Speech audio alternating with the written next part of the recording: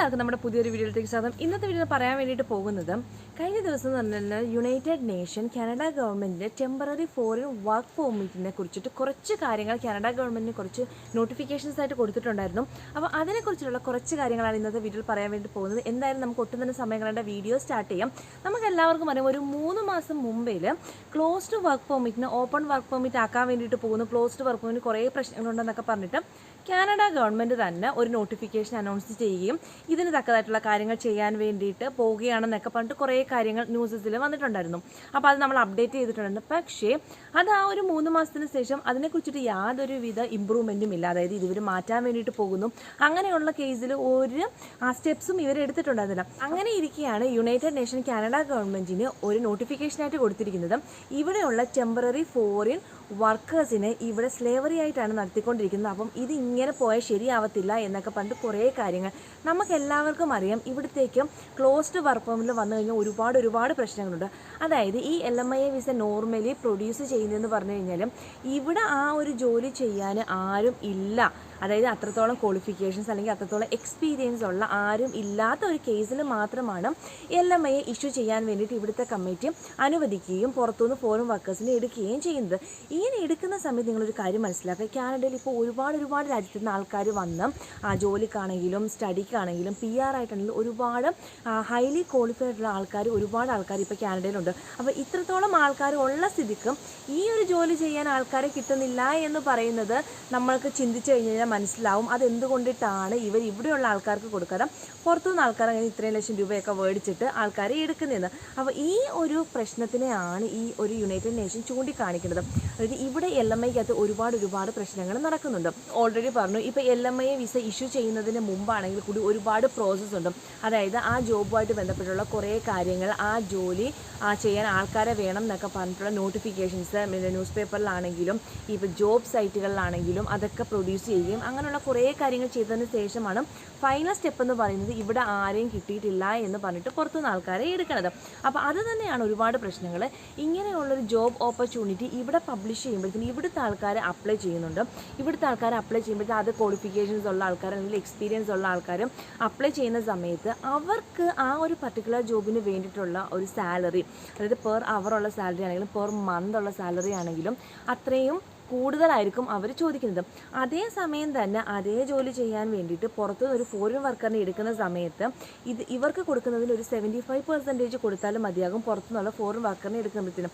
അപ്പോൾ നമ്മൾ വിചാരിക്കുന്ന കേസ് എന്ന് പറഞ്ഞാൽ ഇത്രത്തോളം സാലറി ഉണ്ടും ഈ ഒരു സാലറിയിൽ ഇവിടത്തേക്ക് മൂവ് ആക്കുക എന്ന് പറഞ്ഞു കഴിഞ്ഞാൽ ഭയങ്കര നല്ല കാര്യമാണ്, ഇത്രയും ലക്ഷം രൂപ നമ്മൾ സ്പെൻഡ് ചെയ്താൽ മതിയല്ലെന്നും. പക്ഷേ സത്യത്തിൽ അതൊരു ട്രാപ്പായിട്ടാണ് വരുന്നത്. കാരണം ആ ഒരു ജോലി നിങ്ങൾക്ക് പുറത്തുനിന്ന് കിട്ടുകയാണെങ്കിൽ തന്നെയും കുറേ കമ്പനീസ് നിങ്ങൾക്ക് അക്കോമഡേഷൻ പറഞ്ഞിട്ടുണ്ടായിരിക്കും, അല്ലെങ്കിൽ ഡെന്റൽ പറഞ്ഞിട്ടുണ്ടായിരിക്കും, അല്ലെങ്കിൽ ഫാർമസി, അങ്ങനെയുള്ള ഒരുപാട് കാര്യങ്ങൾ പറഞ്ഞിട്ടായിരിക്കും ഈ LMIയിൽ ഇങ്ങോട്ടേക്ക് കൊണ്ടുവരിക.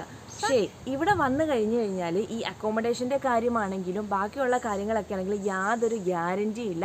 പിന്നെ അത് മാത്രമല്ല, ഈ പറഞ്ഞിട്ടുള്ള സാലറി പെർ അവറിൽ കിട്ടുമോയെന്ന് കൂടി അറിയില്ല. ഫോർ എക്സാമ്പിൾ, ഇപ്പോൾ ഒരു പർട്ടിക്കുലർ ജോബ് ചെയ്യാൻ വേണ്ടിയിട്ട് ഇവിടുത്തെ ഒരാൾ വില്ലിങ് ആണെങ്കിൽ ആ ജോലിക്ക് അയാൾ ചോദിക്കുന്നത് ചിലപ്പോൾ $30 പെർ അവർ ആയിരിക്കും ചോദിക്കുന്നത്. ഇതേ ജോലി തന്നെ ഈ കമ്പനിക്ക് മനസ്സിലാവും ഇവിടെ LMIA ആയിട്ട് പ്രൊഡ്യൂസ് ചെയ്യുകയാണെങ്കിൽ പുറത്തെ ഒരു ഫോറിൻ വർക്കർ അതേ ജോലി $30 പെർ അവർ ഉള്ള ജോലി ചെയ്യാൻ ഫോറിൻ വർക്കർ ചിലപ്പോൾ ഒരു $20 അല്ലെങ്കിൽ ഒരു $22 വില്ലിങ് ആയിരിക്കും എന്ന ഒരു മൈൻഡ് സെറ്റിലാണ് ഇപ്പോൾ ഉള്ള എല്ലാ കമ്പനീസും LMIA പ്രൊഡ്യൂസ് ചെയ്യുന്നത്. അതുകൊണ്ട് തന്നെ കാനഡയുടെ ഉള്ളിൽ ഇപ്പോൾ LMIA വിസ എന്ന് പറഞ്ഞു കഴിഞ്ഞാൽ ഭയങ്കര ഫ്രോഡ് രീതിയിലാണ് പൊയ്ക്കൊണ്ടിരിക്കുന്നത്. ഈ ജോബ് സൈറ്റിലൊക്കെ ജോലിയായിട്ട് റിലേറ്റഡ് ആയിട്ടുള്ള വേക്കൻസീസ് ഒക്കെ പോസ്റ്റ് ചെയ്യണം. ചില ആൾക്കാർ പറയുന്നത് അങ്ങനെ അവർ ചെയ്യണില്ല, ഡയറക്റ്റ് ആയിട്ട് എന്തെങ്കിലുമൊക്കെ തട്ടിക്കൂട്ടുകളൊക്കെ ചെയ്ത് ഡയറക്റ്റ് ആയിട്ട് LMIA അവർ ഫോറിൻ വർക്കേഴ്സിന് കൊടുക്കുകയാണ്, കാശ് മേടിക്കുകയാണെന്നൊക്കെ പറഞ്ഞിട്ട് കുറേ കാര്യങ്ങൾ ഇവിടെ നടക്കുന്നുണ്ട്. അപ്പോൾ ഇനി ഫ്യൂച്ചറിൽ കുറേ റിപ്പോർട്ടുകൾ പറയുന്നതെന്ന് പറഞ്ഞു കഴിഞ്ഞാൽ ഈ LMIA വിസയ്ക്കുള്ളിൽ തന്നെ കുറേ റെസ്ട്രിക്ഷൻസ് വരും. കാരണം ഡയറക്റ്റ് കാനഡ ഗവൺമെൻറ്റുമായിട്ട് ഡീൽ ചെയ്യേണ്ട ഒരു കേസിലത്തേക്ക് വരും. ഇപ്പോൾ എന്ന് പറഞ്ഞു കഴിഞ്ഞാൽ കമ്പനി വെബ്സൈറ്റിലൂടെ നമുക്ക് LMIA അപ്ലൈ ചെയ്യാൻ വേണ്ടിയിട്ട് പറ്റും. ഈ കമ്പനീസിൽ അപ്ലൈ ചെയ്യുമ്പോഴത്തേനും ഒരുപാട് ആൾക്കാർ LMIA വിസ എടുത്ത് ഇവിടത്തേക്ക് വരും. കാരണം അവർക്ക് അത് നോക്കുമ്പോഴത്തേനും കുറഞ്ഞ, അതായത് കമ്പനീസിൻ്റെ കാര്യം വെച്ച് നോക്കുവാണെങ്കിൽ അവർക്ക് ആ ഒരു ജോലി ചെയ്യാൻ ഒരുപാട് പൈസ കൊടുക്കേണ്ടി വരും. പക്ഷേ ഫോറിൻ വർക്കർ എന്ന് പറഞ്ഞു കഴിഞ്ഞാൽ അത്രത്തോളം പൈസയുടെ ആവശ്യമില്ല, കുറഞ്ഞ പൈസയ്ക്ക് ഇവിടെ വരികയും ചെയ്യും. പിന്നെ അവർ പറഞ്ഞിട്ടുള്ള ബെനിഫിറ്റ്സ് ഒന്നും തന്നെ കൊടുത്തില്ലെങ്കിൽ കൂടി വേറൊന്നും ചെയ്യാൻ വേണ്ടിയിട്ട് പറ്റില്ല. കാരണം ക്ലോസ്ഡ് വർക്ക് പെർമിറ്റ് ആയതുകൊണ്ടിട്ട് നിങ്ങൾക്ക് കമ്പനി സ്വിച്ച് ചെയ്യാനോ വേറൊരു പ്രൊവിൻസിലേക്ക് പോകാനോ ഒന്നും തന്നെ പറ്റത്തില്ല.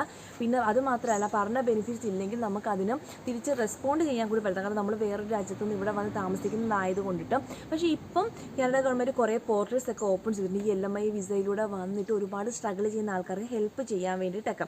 പിന്നെ അത് മാത്രമല്ല, ഒരുപാട് നിങ്ങൾക്കറിയാം PNB പ്രോസസ്സ് ഒക്കെ ആണെങ്കിൽ തന്നെ ഈ ഫാർമേഴ്സിനെയൊക്കെ വെൽക്കം ചെയ്യും. കുറച്ച് ഗ്രാമപ്രദേശങ്ങളിലൊക്കെ ജോലി ചെയ്യാൻ ആൾക്കാരില്ലാത്തത് കൊണ്ടിട്ട് അവർ LMI വിസ കൊടുത്തിട്ട് ഫാർമേഴ്സിനെയൊക്കെ ഇൻവൈറ്റ് ചെയ്യും. അപ്പോൾ നിങ്ങളൊരു കാര്യം മനസ്സിലാക്കുക, ഇവിടുത്തെ ഒരു ക്ലൈമറ്റിൽ പുറത്തെ ജോലി എന്ന് പറഞ്ഞു കഴിഞ്ഞാലും ഭയങ്കര കഷ്ടമായിട്ടുള്ള ജോലി അറിയാം. കാരണം നമ്മൾ വേറൊരു രാജ്യത്തു നിന്ന് ഈ ഒരു രാജ്യത്തിലേക്ക് വരുമ്പോഴത്തേന് ക്ലൈമറ്റ് നമുക്ക് അഡ്ജസ്റ്റ് ചെയ്യാന്ന് പറഞ്ഞു കഴിഞ്ഞാൽ കുറച്ച് പാടുള്ള കേസാണ്. അപ്പോൾ അങ്ങനെ വരുമ്പോഴത്തേക്കും കുറേ ഹെൽത്ത് ഇഷ്യൂസ് ഒക്കെ വരും.